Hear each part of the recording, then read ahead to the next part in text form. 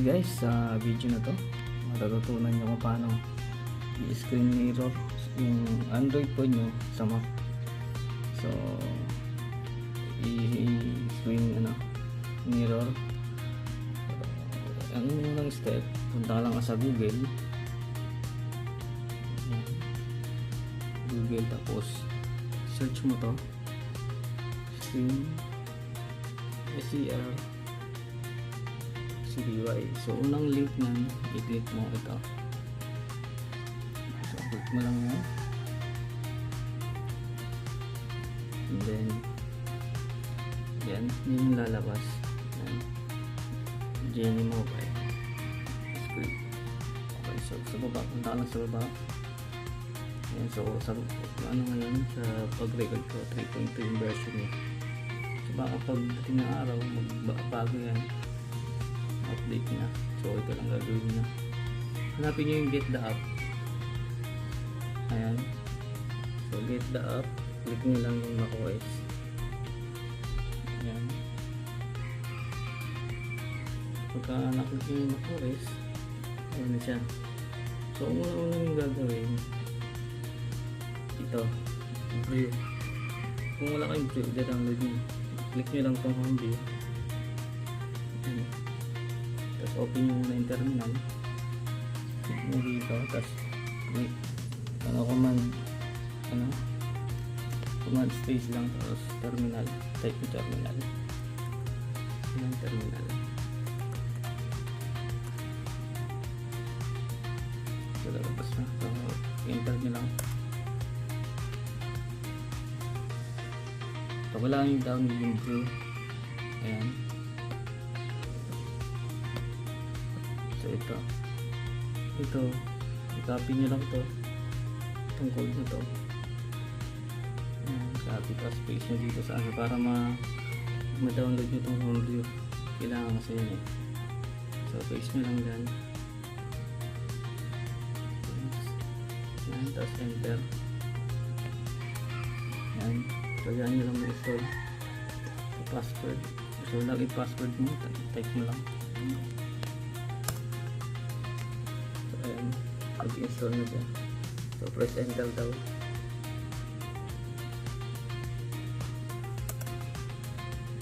Ayan, so ayan nyo lang mag-install.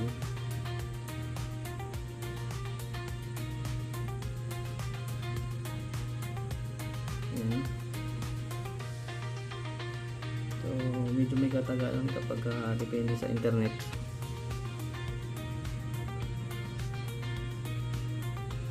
Pero pagka meron na kayong homebrew, pwede hindi na ito i-download. Akin kasi dinilit ko lang para mapakita ko kung paano siya i-download.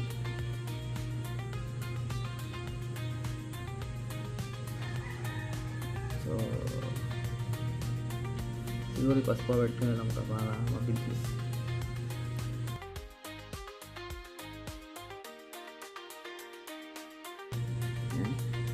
So tapos na siya.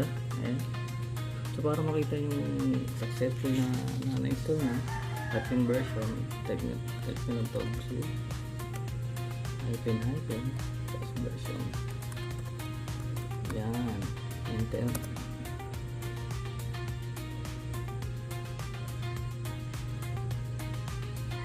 Yan. So sa ngayong araw, yung version niya pinaka-updated niya is 4.5.3. So install na siya, may install na siya. So next step tayo. Ayan, dito tayo, balik tayo dito, i-back lang natin. Ayan. So after nyan, i-copy nyo lang to, itong install security. Ayan, copy nyo lang yan. Tapos paste mo sa terminal. So clear muna natin to.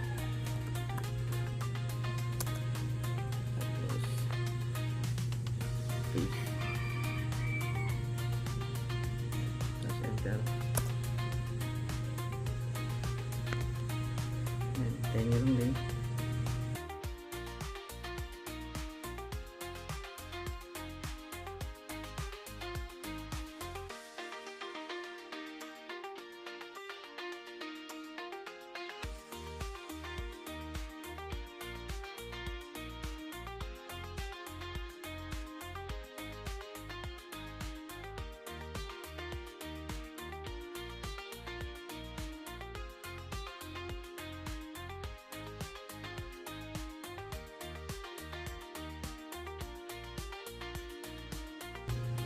So, ayan.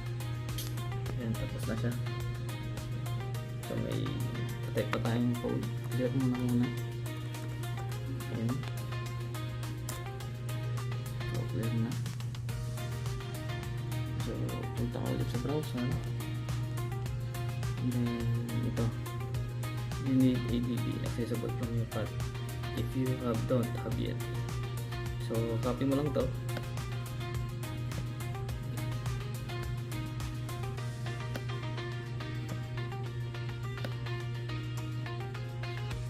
Ayan. Copy. Tapos paste ulit yung terminal. Paste.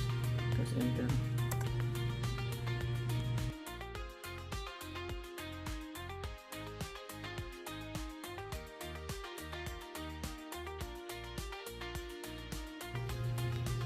Ayan, tapos na. So, i-clear natin ito. So, ngayon, pwede na natin i-salpak sa sa map. Ayan. Salpak na natin.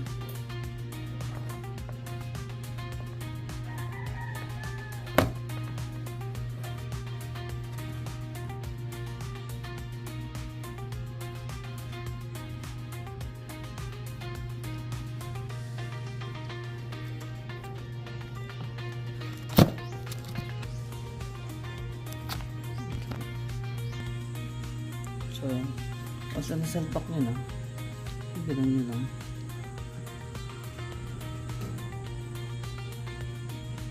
Yan, file transfer na. Yan. So, pagka ganyan, para maano yan, ito, may code pa tayong ilalagay. So, para i-run, ayun, type mo lang to. Copy mo lang to. Tapos lagyan mo dito. Tapos enter.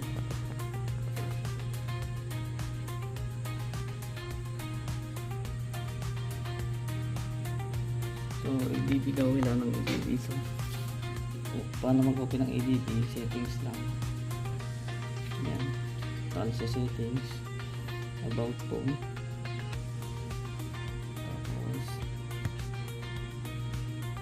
Build number, type, ano mo lang, pinutin mo lang maraming beses.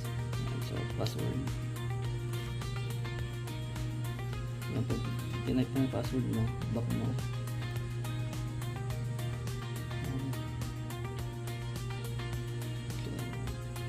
Ito, developer option. So, open natin debugging.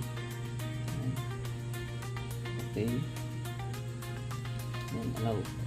Always allow. Type mo ulit yun.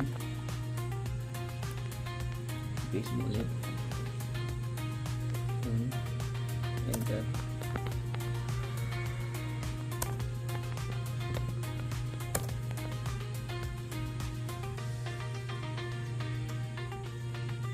Yan. So ayan na. So kagandahan na ito, hindi mo lang sinay-screen, di ba ito? Ayan. Kagandahan yan, hindi mo lang na yan, pati dito sa loob ng Mac, ma-control mo yan. Ayan. Diba? Tapos pwede ka din mag-open ng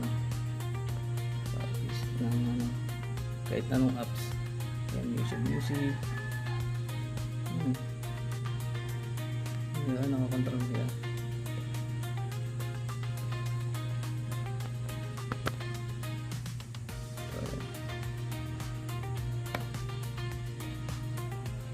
So, nakakontrol siya.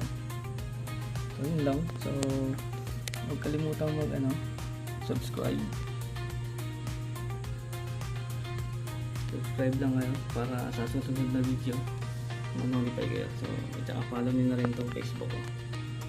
So, yun lang sa susunod na tutorial. Ayan siya.